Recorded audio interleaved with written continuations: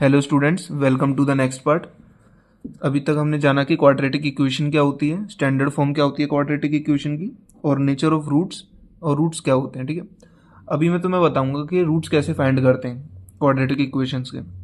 तीन मेथड होते हैं, फैक्टराइजेशन, क्वाड्रेटिक फॉर्मूला और कंप्लीटिंग द स्क्वायर। इस वीडियो में मैं आपको बताऊंगा फैक्टराइजेशन मेथड से कैसे रूट्स निकालते हैं। ठीक है, तो सबसे पहले समझेंगे फैक्टराइजेशन होता क्या है। फैक्टराइजेशन का मतलब है कि किसी भी क्वाड्रेटिक इक्वेशन या इक्वेशन को बीच में से स्प्लिट कर देना उसके टर्म्स को। अब इसको हम मिडल स्प्लिट मेथड भी कहते हैं, मिडल स्प्लिट। अब वो जब समझ में आएगा तो मैं क्वेश्चन करवा दूंगा एक मेथड। चलो ठीक है, समझते हैं फैक्टराइजेशन मेथड क्या होता है। अब हमने स्टैंडर्ड फॉर्म पढ़ी थी, क्या होती है, a x square plus b x plus c. ठीक है, अब सबसे पहले हम क्या करते हैं फैक्टराइजेशन मेथड में, हम ए और सी का मल्टीप्लाई करके लिख लेते हैं। ठीक है, जो भी आंसर आएगा। और ये जो बी होता है इसको हम तोड़ देते हैं बीच में से। किस तरह से तोड़ेंगे, मतलब कि इन दोनों का जो सम होगा वो बी के बराबर आना चाहिए। और बी वन और बी टू क्या होंगे, जो मैं बताऊंगा अभी क्या करेंगे। चलो एक क्वेश्चन करके समझाता हूँ।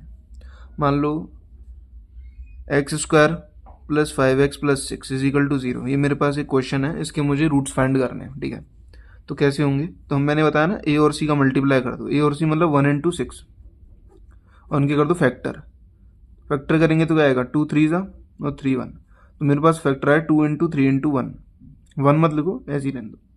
अब तुम देखो, अब मुझे ऐसा बनाना है कि यहाँ इन दोनों को मल्टीप्लाई, ऐसे टर्म्स निकालने हैं, 2 मल्टीप्लाई करके 6 आए और प्लस करके 5 आए। ठीक है, अब देखो यहाँ पे 2 इंटू 3 6 आता है, और 2 प्लस 3 भी क्या आता है, 5 आता है। तो हमें क्या है, 5x को कैसे तोड़ देंगे, 2x plus 3x plus 6 is equal to 0। अब लेंगे हम कॉमन। अब इन दोनों में से कॉमन क्या आ रहा है, एक्स स्क्वायर प्लस 2x में से x कॉमन आ रहा है, x प्लस 2। अगर ये कॉमन वाली बात नहीं समझ में आती तो मुझे कमेंट में बता देना। और यहाँ से क्या कॉमन आ रहा है, 3, x प्लस 2 ब्रैकेट में is equal to 0। x plus 2 यहाँ से कॉमन आ जाएगा इस वाली लाइन से, अंदर बचेगा x plus 3 is equal to 0। अब मेरे पास ये दो फैक्टर आ गए, x प्लस 2 एक्स प्लस 3।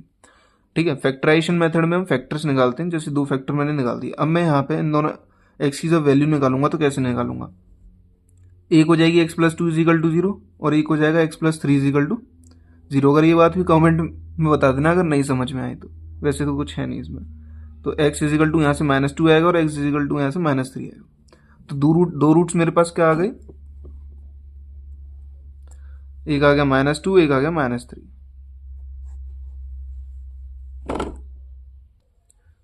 अच्छा, वो क्वेश्चन था काफी ज्यादा इजी, क्योंकि उसमें a की वैल्यू 1 थी। ठीक है, अब मैं तुम्हारा एक अलग क्वेश्चन प्रैक्टिस करवाता हूँ जिसमें हम कोफिशिएंट जो एक होगा, a का कोफिशिएंट जो होगा उसको 1 से बढ़ा लेंगे। ठीक है, तो क्वेश्चन है 2x square plus 7x plus 3 is equal to 0। ठीक है, दिखाई नहीं दे रहा शायद, एक सेकेंड। हाँ ठीक है, अब यहाँ पे देखोगे a की जो वैल्यू है यहाँ पे ग्रेटर देन 1 है, तो हम a इंटू सी निकालेंगे तो क्या आएगा, 2 इंटू 3 इज इक्वल टू 6। ठीक है, अब यहीं पे 6 के फैक्टर करेंगे, 2 3 ज़ा 3 1 ज़ा, तो वही 2 3 आए। अब हमें 2 3 से ऐसा बनाना है कि मल्टीप्लाई करके भी 6 आए और प्लस करके भी 7 आ जाए। तो तुम देखोगे 2 इंटू 3 कितना होता है, 6 होता है। अब यहाँ पे एक 1 भी तो है, तो 6 प्लस 1 कितना हो जाएगा, 7। तो 2x square plus 6x plus x plus 3 is equal to 0। ठीक है, अब यहाँ से 2x कॉमन आएगा तो ब्रैकेट में बचेगा x प्लस 3। और यहाँ पे देखो क्या कॉमन आ सकता है, यहाँ पे सिर्फ 1 कॉमन आएगा, x plus 3 is equal to 0। अब मैं यहाँ से x प्लस 3 कॉमन लूंगा नेक्स्ट पार्ट में, 2x plus 1 is equal to 0।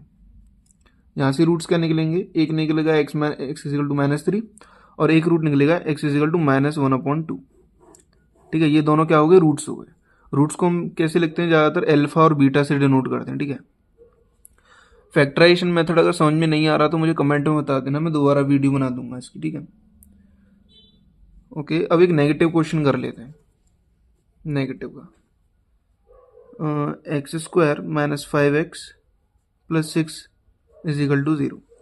अब मैंने यहाँ पे नेगेटिव पार्ट लिया है। ठीक है, तो वही हम करेंगे, ए इंटू सी करेंगे, ए इंटू सी यहाँ पे कितना 6 इंटू 1 इज इक्वल टू 6, 2 3 3 1 तो हमारे पास वही फैक्टर है 2 और 3 के।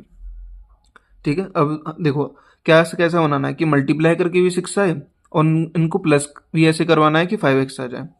तो यहाँ माइनस है तो क्या करेंगे, माइनस साइन ही जोड़ेंगे यहाँ पे, तो -2x -3x plus 6 is equal to 0।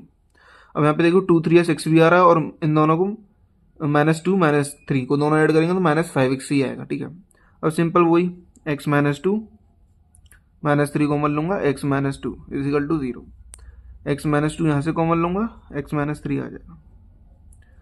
अब दो रूट्स कौन से आएंगे, एक 2 आएगा और एक x इज इक्वल टू 3 आएगा। ठीक है,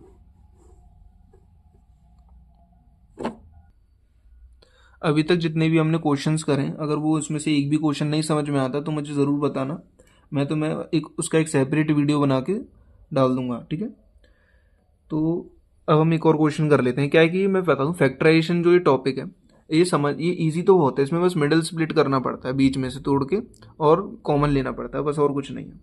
अब यहाँ पे क्या चीज़ मेन इंपॉर्टेंट है, वो है तुम्हारी प्रैक्टिस जितनी करोगे अपने आप ही ईजी लगेगा, कुछ भी नहीं है इसमें। पहले भी करें, 8th क्लास में भी करा होगा फैक्टराइजेशन। तो देखो एक और क्वेश्चन करते हैं, यहाँ पे 3x² -10x + 8 is equal to 0।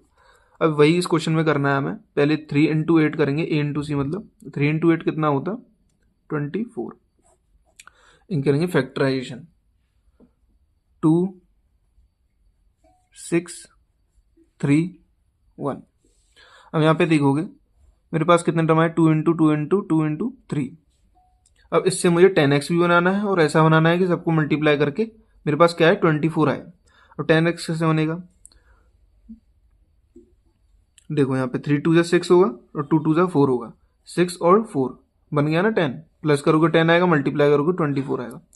और 3x² माइनस 10x को कैसे लिखोगे, -6x -4x, माइनस का साइन था इसीलिए हम दोनों माइनस ले लिया। प्रैक्टिस करोगे उतनी आसानी से आता जाएगा ये। ठीक है, 3x को कॉमन लूंगा मैं यहाँ से, तो अंदर बचेगा x -2, -4 को कॉमन लूंगा, बचेगा x -2 अंदर। ठीक है, अब ऐसे ही x -2 कॉमन लूंगा, यहाँ 3x -4 इज इक्वल टू 0।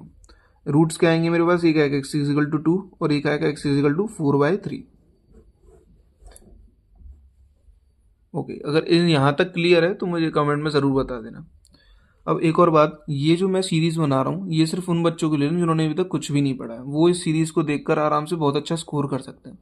मैं कुछ ही 15-20 दिन में 4-5 चैप्टर अपलोड कर दूंगा जो ज़्यादा स्कोरिंग होंगे। ठीक है, ओके, अभी लास्ट एंड फाइनल क्वेश्चन करते हैं और इस वीडियो को करते हैं एंड। लास्ट क्वेश्चन करेंगे 6x² -x -2। अच्छा, ये क्वेश्चन ना ऐसा करना, मुझे तुम लोग ही कमेंट में बताना इसका आंसर क्या है। ठीक है, ये क्वेश्चन तुम मुझे खुद ही बताना, इसका कमेंट में मुझे आंसर करना।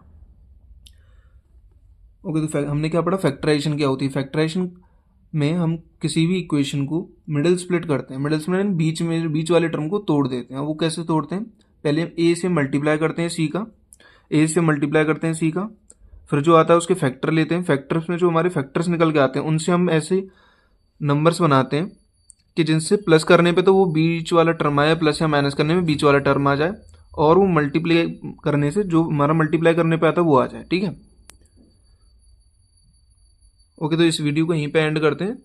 ओके, अगला जो पार्ट रहेगा वो मैं क्वाड्रेटिक फॉर्मूला पे लाऊंगा। अब मान लो कुछ क्वेश्चंस ऐसे होते हैं हमारे पास जो फैक्टराइजेशन मेथड से सॉल्व नहीं होते हैं, तो उनको करने का तरीका ये होता है कि क्वाड्रेटिक फॉर्मूला यूज़ करते हैं। उसकी वीडियो नेक्स्ट पार्ट में मैं अपलोड कर दूंगा। ठीक है, okay, thank you for watching. Like share subscribe ज़रूर करना।